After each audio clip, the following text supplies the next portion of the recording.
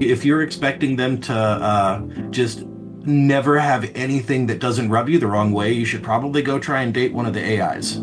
This is humans working with each other. Yes, you have to be willing to accept that the other person isn't perfect, but you love them anyways.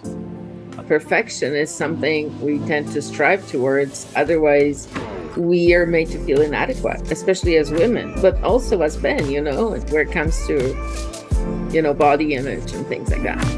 Those issues come from some sort of need that isn't being met. And if you can figure out what that is, then you're gonna skate through a lot of those situations, and they won't affect you negatively that way.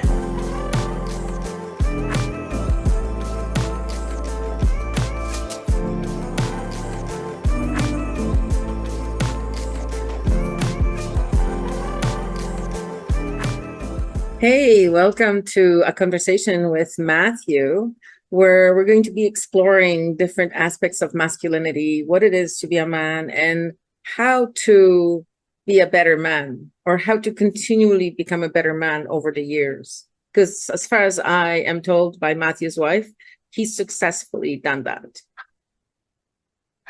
Welcome, Uh, Matt. well, thank you for having me. I'd tell you I have good days and bad days, but we try, and that's half the battle. Don't we all? So, the reason why I asked you to come interview with me for Read the Room is because I wanted to know what it's like to have been in a long-term relationship, have successfully obtained a woman. And I wanted to talk to you about the concept of alpha man that we talked the other day, like what it is to be an alpha man. So maybe we should start with that because that was a very interesting conversation. It really depends on, how you are classifying it because, alpha just functionally means you in charge, but it's used as a pejorative a lot of the time for people that are too macho and almost dealing with their own insecurity, and sort of have to put themselves out there more to cover up the fact that they don't feel good about themselves. And then you've got other people that just they are wired to be in charge and they're not comfortable when they're not. So more often than not, alpha is used as a derogatory term, but functionally it can also mean the one that's not afraid to be a leader. In our society, growing up, when people were describing or pointing out who is an alpha man, they would point at these bullies who, were very sort of full of themselves, maybe stuck up, thought they were better than other people. They often excelled at certain like physical sports or whatever.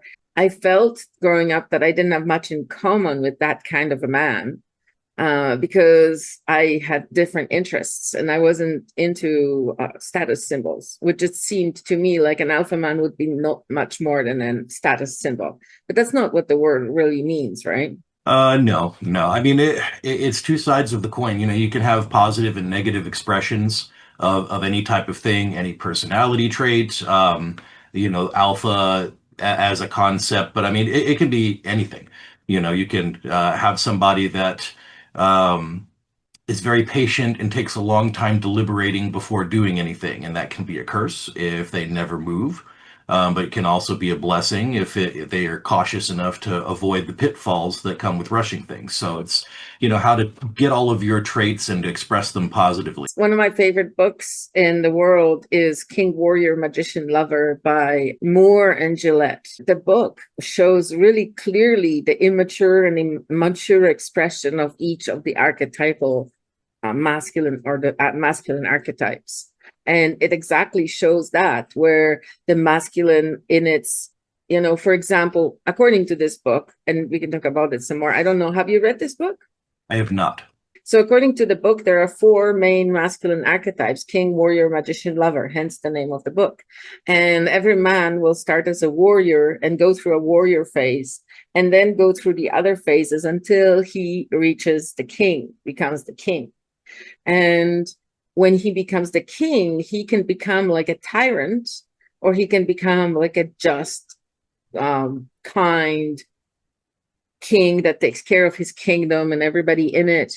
you know, I guess if you were to apply that to yourself, I mean, I think that, and this is the reason why I invited you to talk to me today, is the way you are with your family, the way you are with ensuring that you're providing for your family and all of that. You seem to me like a king archetype, a good king. Well, thank you for saying so. I hope so. I try to be. I mean, I've definitely gone through a bunch of different phases in my life. And since becoming a dad, that's really made me grow up the last little bit. It's very easy when you're 20 and 30 to still feel like a kid a little bit. You didn't quite take on the responsibility that comes with something else literally be requiring you in order to survive, right?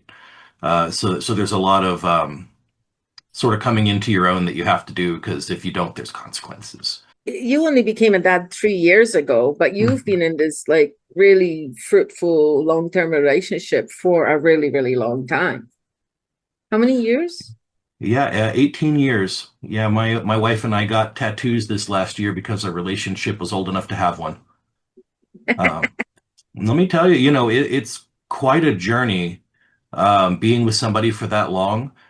And when I was younger, I didn't think that I was necessarily going to be the kind of guy that would pull off something like that, especially starting so young, because we basically got together when I was 17 and I'm about to turn 30, yeah, 37 now. Um, but we've had to grow a lot. It's definitely one of those things where people talk about finding true love, and I tell them that you don't find true love. You don't find somebody just off the shelf that's perfect. That kind of love is built over time with both people growing and helping each other grow, wanting to grow in the same direction, and slowly figuring out how to make a household where everybody's helping everybody else be the best they can. Yeah, that's important. That's very important. But before that, you know, many people who are watching this are single, right? And so, how did you convince her to date you? Man, I kind of screwed that up at the beginning.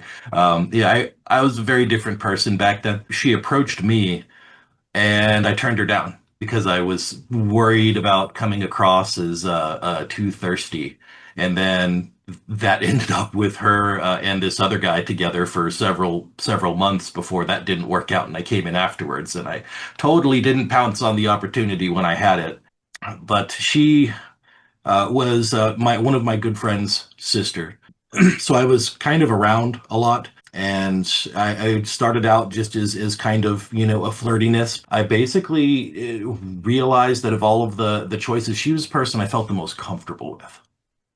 And that became very important, and it's only grown over the years. Now I can't imagine what it would be like to if something were to happen and like I had to start dating all over. I don't know if I could do it. I'm so comfortable with her um, that it takes out a lot of other stressors and lets me focus on other things.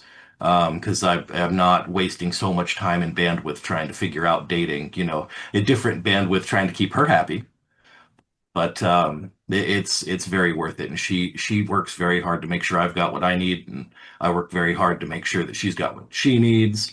And now we've added the kid in the mix, and we're going to be eyeballing number two coming up here soon. So Congratulations. thank you. So, you know, I just wondered because you mentioned that she was a really good friend of yours, a close friend to the family, and that's why you felt really, really comfortable with her. And so my question was going to be like, how did you avoid all that posturing and pretending that so many men do and end up ruining their own relationships? Well, one of the reasons that she and I work well together is, first of all, I don't have to pretend to be something I'm not. And back in those days, there were definitely some things that we had to work through. It wasn't sunshine and rainbows at the start of the relationship. We were together for about 3 years, and she was going through a hard time. And we both were a little bit more toxic for each other than we should be. And we basically split up for about 6, maybe 8 months, something like that, and worked on ourselves and then came back together saying, well, we should probably try and give this an honest shot if we're ready to do that. And then it was off to the races from there. But that's sort of what I mean by, you don't come into it perfect. Uh, the person that you want to be your partner is going to have stuff they're working through. They're going to have imperfections. You have imperfections and are going to have stuff that you're trying to work through. But I think one of the biggest relationship destroyers is when one or both parties don't want to admit that, and are expecting the other person to do all of the legwork to fix their shit, but aren't willing to do some of the legwork on themselves as well. But if both people do try and grow in that direction together, then it tends to work out. In my experience, a lot of the ladies who have been looking for a relationship for a long time tend to be very picky right at the beginning. Like, oh, I didn't like the way he used his fork, or oh, I didn't like the way he dressed, or oh, his job is such and such. But if you're like going to be working alongside somebody for many years, those things are bound to change as well. At the same time, we shouldn't plan to change another person. No, no, that's you never want to try and change the other person. You want to try and help them grow, and that's why them wanting to grow is so important. Because if I just come in and I lay down the mandate, you better fix this, then the relationship will is going to have turbulence. It very well might end. But if you're there as a team to help each other grow in the areas that you want to grow in, that it tends to work out a whole lot better, and the mindset is different. There's a certain amount of deserving that people can come to the table with that they have to get past. Because in the end, it should be a team effort. You guys are both doing the thing together, and not it's not a job interview necessarily. It's teammates striving towards a shared goal. And you have to have your crazy work well with their crazy. Everybody's got little idiosyncrasies and things that make them weird and unique. And you definitely have to have a pairing where the the ways in which she's crazy don't really bother me the same way. The ways in which I'm crazy don't really bother her. And they could sometimes be an asset, where you round out what each other's capable of. So yeah, the crazy does need to match. That part's important because everybody's got to have a little. So does that mean you have to tolerate some things that you might not necessarily like in a relationship? Well, I mean, to a point, yeah. If you're expecting them to just never have anything that doesn't rub you the wrong way, you should probably go try and date one of the AIs. This is humans working with each other. Yes, you have to be willing to accept that the other person isn't perfect, but you love them anyways. And then over time, with work and everybody covering each other's backs, a lot of those issues tend to fall away. People don't stay static for 20 years and not change into different people. So you have to be willing to go through the ride a little bit too. So I'm not sure if you answered this part of the question. Did you ever try the posturing that a lot of men do in order to like attract female attention? If by posturing you mean trying to sort of like self-aggrandize and impress and that kind of a thing, uh, to some degree when I was, young and stupid. Uh, I won't say that it didn't happen. As I get older, that kind of stuff fades off because you realize you don't need it and it doesn't work anyways. But yeah, I mean, I definitely would try to impress her at times, but I tried really hard not to let that carry so far as to be like really, really toxic and cringe. What do you mean by that? Toxic and cringe. How is posturing toxic and Well, cringe? like there's a concept that it comes in a lot in the Latin American countries, machismo, which is not necessarily that you are macho and manly and alpha, but that you feel like you have to put on that type of air. You're faking it. And don't get me wrong, like a little bit of fake confidence is better than no confidence, but it's not a substitute for actually being confident and comfortable with yourself. Some of that's just a little bit of it is growing pains with guys. I remember when I was much younger, I did kind of have to fake it until I made it, and then over time you grow out of it. It's like sort of a phase that, well, it can be a phase. Not everybody grows out of it, but that would be the goal. Is, okay, yes, you're a young boy, you don't know how to talk to girls, and you have to try and figure that out with no experience. And I don't know about you, but everything that I ever got good at, I started bad at, you know. So yeah, a little bit of tolerance to a point, but at the same time, you do try and grow out of that phase too. So throughout your relationship, you've had to grow and change in order for it to stick around for 18 years. Sure, sure. Yeah, everybody comes into this world with certain things that they that are talents that they have, and other things that they're bad at or tend to drift into a direction too often. And I mean, the idea is that over time you maximize your talents and you minimize the downfalls, or figure out how to turn them into the positive expression. And that's just the nature of life. Not everybody does it, but there's a lot of benefits to doing it. What are Well, the benefits of being in a relationship for that long? well, aside from being able to about read each other's thoughts, um, I feel like in the early phases of a relationship, you haven't really had the time to be able to know the person, even if you're spending a lot of time around each other. There's a different quality to having known the same person for years and years, and being intimate with them for that length of time, that you're just not gonna pick up in a year of being with them. And it blows up a lot of marriages, because a lot of people, they get kind of smitten, and they spend a decent amount of time around each other, but then one year in are getting married and popping out kids, and that can work, but it's haven't necessarily uh, been with each other long enough to get to some of the deeper pain points that they may have. That if you're going to marry somebody and have kids with them, and you're not running off, you're gonna find them, and then you have to be able to hopefully have those not make you go crazy, and be able to back the person up while they work through them. I would say probably the biggest benefit now, 18 some odd years into the relationship, is she is my best friend in addition to being my lover. The intimate moments are very, very comfortable. Like, I don't have to pretend. I can literally just be myself, and that's okay, and that's what she wants. There's a familiarity, comfort there. I can about read the woman. I know if she's about to get upset with me for something, before she actually has to yell at me. Being able to work in tandem as a team and have the other person, pick up how they can help you do the thing with a thought. You don't have to like sit down and articulate everything. You pretty much have an idea of how they think and what kinds of things are going to make them happy or upset them.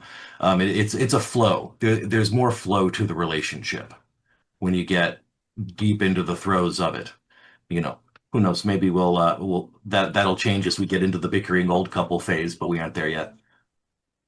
So do you think that most relationships start with like a challenging few years as you get to know each other and learn about each other's quirks and stuff, and then as you continue staying in a committed relationship and continue to both people continue putting effort into the relationship, it will mellow out and a lot of the arguments no longer happen. They become like a look or a gesture rather than a whole full-blown argument.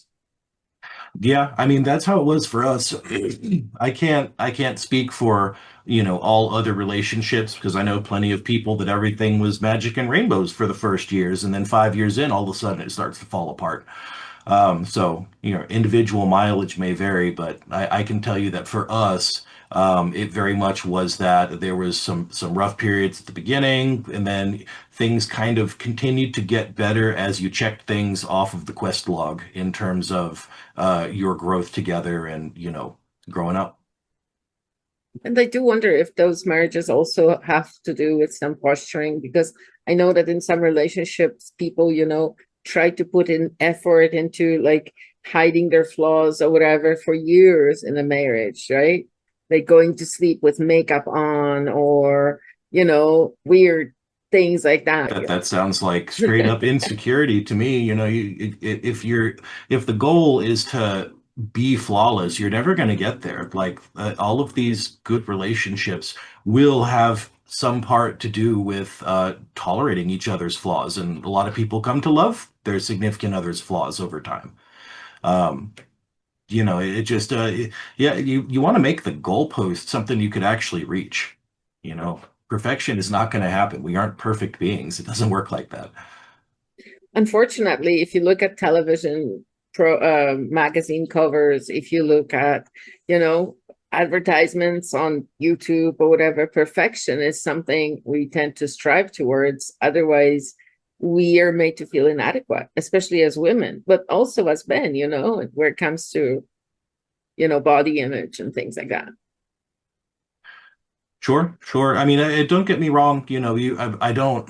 I'm not trying to advocate for not trying to be your best self, but what the win condition is needs to be something that's achievable. And yeah, I mean, I can't imagine what's going on with all of the young boys and girls these days with what the standards are of, how they think it works in terms of what's good. Like you have, beautiful girls thinking that they're ugly because they can't keep up with the 11 out of 10 standards of airbrushed, crazy, models and actresses and all of that kind of thing. And that's not how it works. And I tell those girls too, if you get yourself into a relationship with a good dude, some of the things that you might find as imperfections or flaws, he may love.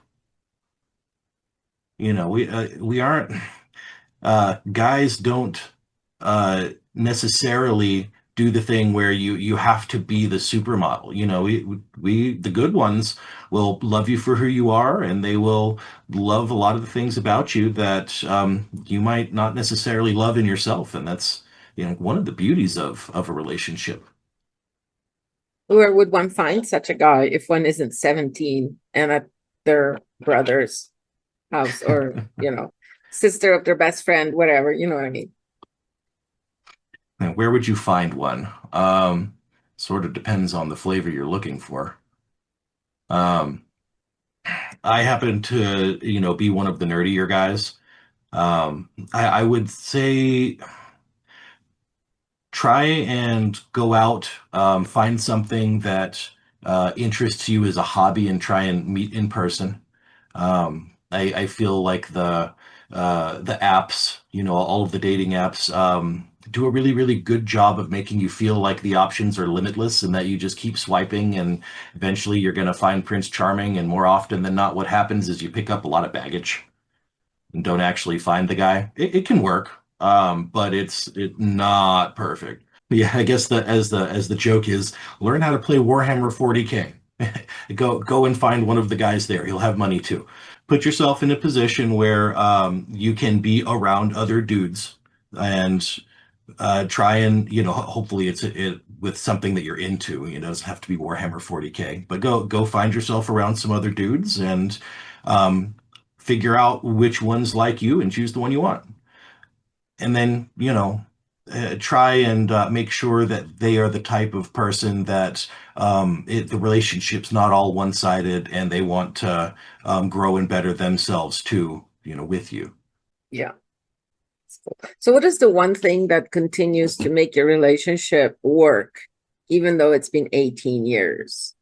I don't know if there is a one thing answer. We do a very good job of trying to pay attention to when the other person is overwhelmed and be there to, back them up. I'm not going to tell you that she won't still give me a talking to if I forget to change the trash too often. But with the really like the big stuff, if I know that she's completely overwhelmed with too much stuff, I'll try and go out of my way to take care of the kiddo a little bit more and, kind of give her a break. Team focused mindset.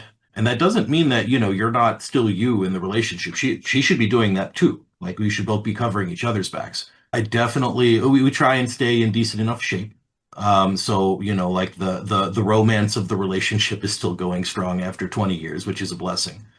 Don't let yourself go so much that you stop being attracted to each other because that is a thing. You want to still be active sometime later, right? And otherwise, just really caring. Like she's my best friend. I'm her best friend. There isn't anything that I don't want to tell her.